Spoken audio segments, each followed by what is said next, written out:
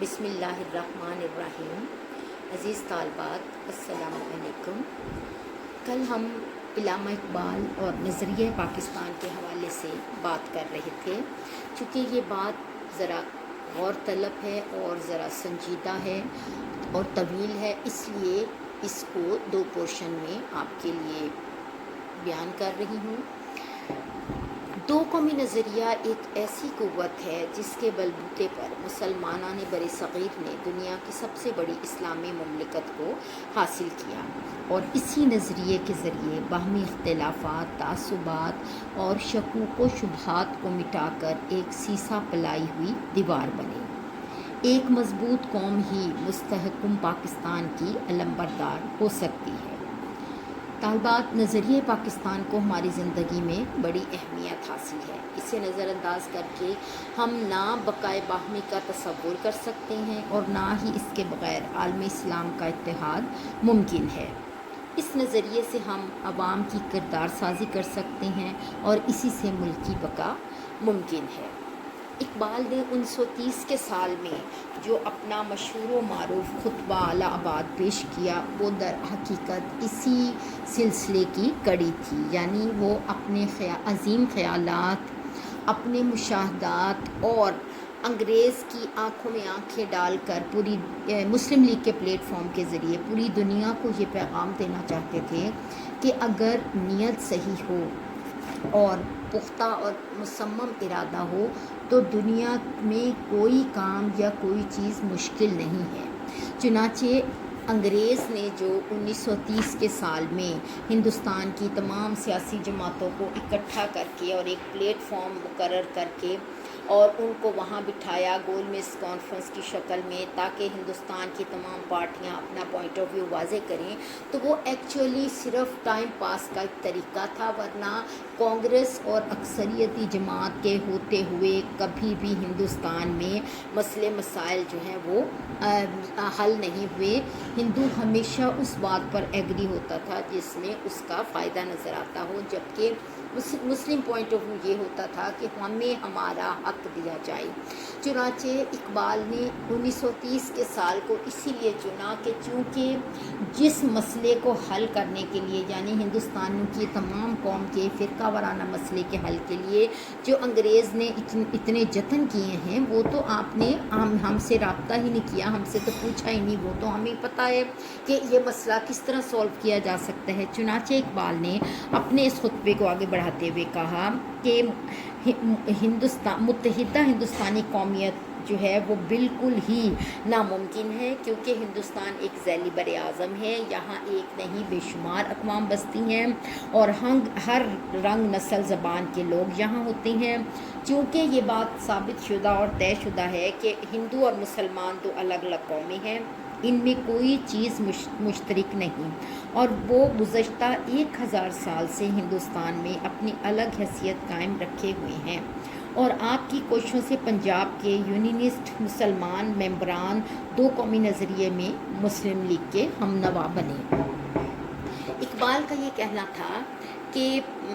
مسلمان چونکہ ایک مکمل ضابطہ حیات رکھتے ہیں، اور مسلمان زندگی میں اگر ان کی قومیت کے حوالے سے یا قوم کے حوالے سے تعریف کی جائے تو مسلمان ہر لحاظ سے اس تعریف پر پورا اترتے ہیں، تو لہٰذا جو بھی قوم ایک مکمل ضابطہ رکھتی ہو یا ایک مکمل اس کی تعریف ایک قوم کی حیثیت سے کی جائے، تو اس قوم ہونے کے ناطے اس کا یہ پورا بنیادی حق ہے کہ اس کو ایک الگ خطہ، ایک ریاست دی جائے، ایک ملک ہو جہاں وہ اپنی زندگیاں اپنے طریقے، اپنے مذہب اور اپنے ضابطہ حیات کے مطابق گزار سکیں۔ چنانچہ پاکستان کا مطالبہ اس لیے مسلمانوں نے کیا کہ مسلمان اپنے الگ زندگی گزارنا چاہتے تھے، لہٰذا ہمیں ایک خطے کی ضرورت تھی جس میں مسلمان قوم کی حیثیت سے نہ صرف انفرادی طور پر بلکہ اجتماعی طور پر قرآن اور سنت کے مطابق زندگی گزار سکیں اور اللہ کی حاکمیت کو قائم کر سکیں، جو کہ اس کل کائنات کا مالک اور بادشاہ ہے۔ چنانچہ اقبال نے مزید آگے چل کر کہا کہ مغربی وطنیت اور قومیت کے تصورات کا جائزہ لینے کے بعد بر صغیر میں مسلمانوں کے علیحدہ تشخص کو اجاگر کیا اور متحدہ قومیت کے تصور کی نفی کی،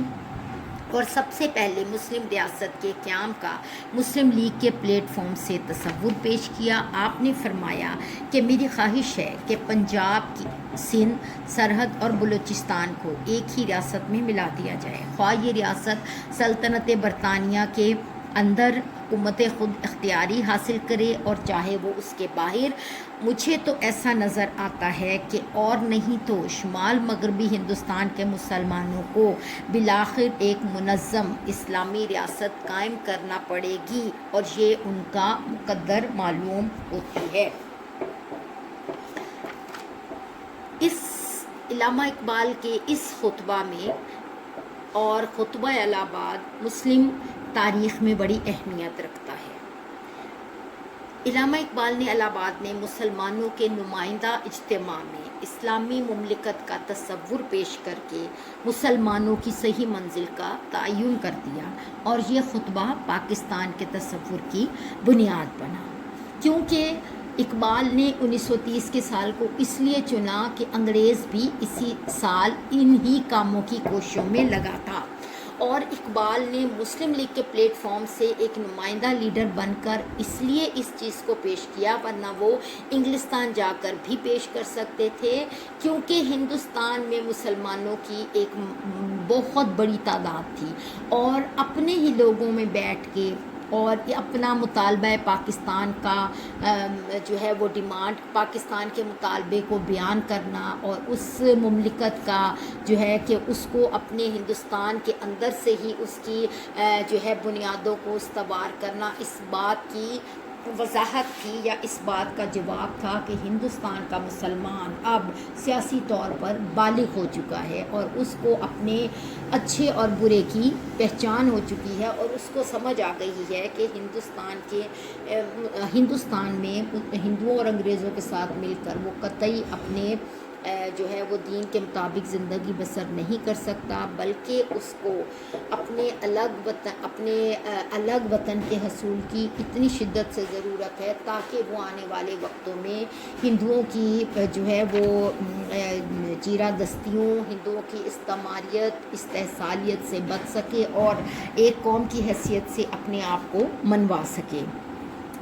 چنانچہ اس خطے میں اسلامی مملکت کے ابھرتے ہوئے نقوش واضح طور پر ابھر کے سامنے آئی۔ علامہ محمد اقبال نے دنیا کے نقشے پر نئی ابھرنے والی ریاست جس کا خاکہ ان کے تصور میں بنا تھا،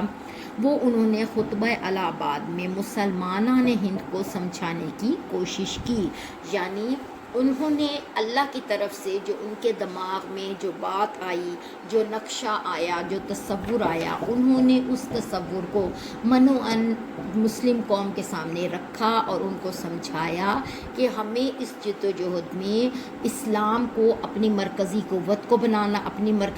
بنانا ہوگا، ہمیں اسلام کے جھنڈے تلے متحد ہونا ہوگا، کیونکہ اتحاد کسی بھی چیز کو حاصل کرنے کی سب سے پہلی اور بنیادی شرط ہے۔ جب ہم اکٹھے ہوں گے، ہماری آواز سے آواز ملے گی، تو یہ چیز غیر مسلموں کو اور انگریزوں کو یہ پیغام جائے گا کہ اب یہ قوم سیاسی طور پر شعور کی منزلیں طے کر چکی ہے اور انہیں اب سمجھ آ گئی ہے کہ ایکچولی ان کا مسئلہ کیا ہے۔ لہٰذا اقبال نے اس بات کو اس خطبے کے ذریعے نہایت وضاحت کے ساتھ بیان کیا، اور ان کے یہ الفاظ کہ برصغیر میں اسلامی ریاست مسلمانوں کا مقدر بن چکی ہے، امید کی ایک بہت بڑی کرن تھی اور مسلمانوں کے لیے عظیم خوشخبری تھی، یعنی انہوں نے یہ ثابت کیا کہ ہمیں بالآخر ایک الگ وطن اور ایک الگ خطے کی ہر حال میں ضرورت ہوگی، اور یہ خطہ ہمارے لیے جو ہے وہ ہمارے لیے عزت اور آبرو کا پیغام بنے گا۔ اسی بنا پر علامہ اقبال کو مبشر پاکستان اور ان کو مصور پاکستان بھی کہا جاتا ہے، کیونکہ انہوں نے ایک الگ وطن کی خوشخبری دی اور اپنے ذہن میں جو اللہ کی طرف سے ان کو جو ایک نقشہ ان کے ذہن میں آیا تھا، انہوں نے اس نقشے کو، ان خیالات کو مسلمان قوم کو خوشخبری کے انداز میں بتایا کہ دیر سویر ہو سکتی ہے لیکن بالآخر ایک الگ آزاد خود مختار وطن کا قیام یہ مسلم امہ کا نہ صرف حق ہے بلکہ یہ ان کو مل کے ہی رہے گی۔ ایسا میں اس لیے نہیں کہہ رہا کہ یہ ہمارے دل کی آواز ہے، بلکہ ایسا اسلام کا مطالبہ ہے، کیونکہ مسلم قومیت کسی اور قومیت میں ضم نہیں ہو سکتی۔ یہ بات سر سید احمد خان نے اور اس سے پہلے بزرگان دین نے بہت اچھے انداز میں مسلم قوم کو سمجھایا۔ اسلام اس وقت 1757 سے پہلے یہ اسلام اور غیر اسلام کی بات تھی، اور جب ہندوستان میں سر سید کا دور شروع ہوا تو اس وقت اس میں سیاست شامل ہو گئی تھی، تو اس وقت پھر یہ دو قومی نظریے میں تبدیل ہو گئی، یعنی ہندو اور مسلمان۔ اس طرح چاہے نظریہ اسلام ہو، چاہے نظریہ پاکستان ہو، چاہے دو قومی نظریہ، یہ ایکچولی ان کا مطلب اور مقصد ایک ہے کہ مسلمان جو ہے وہ ایک ہیں، اور ایک کس وجہ سے ہیں؟ وہ اسلام کی وجہ سے۔ اسلام کے جھنڈے تلے جو ہیں وہ اگر ایک ہیں، کلمہ گو ہیں اور ایک خدا کو ایک کی عبادت کرتے ہیں، اگر وہ سب ایسا محسوس کرتے ہیں تو مسلمان یقیناً ایک روحانی قوت ہیں، اور ایسی قوتیں ناممکن کو ممکن بنایا کرتی ہیں۔ اور جیسے کہ تاریخ نے دیکھا کہ ہندوستان کے مسلمانوں نے علامہ اقبال اور قائد اعظم محمد علی جناح کی سرکردگی میں وہ کچھ کر دکھایا جو کہ بظاہر ناممکن نظر آتا تھا۔ امید ہے طالبات آپ کو علامہ اقبال اور نظریہ پاکستان بہت اچھے سے سمجھ آیا ہوگا۔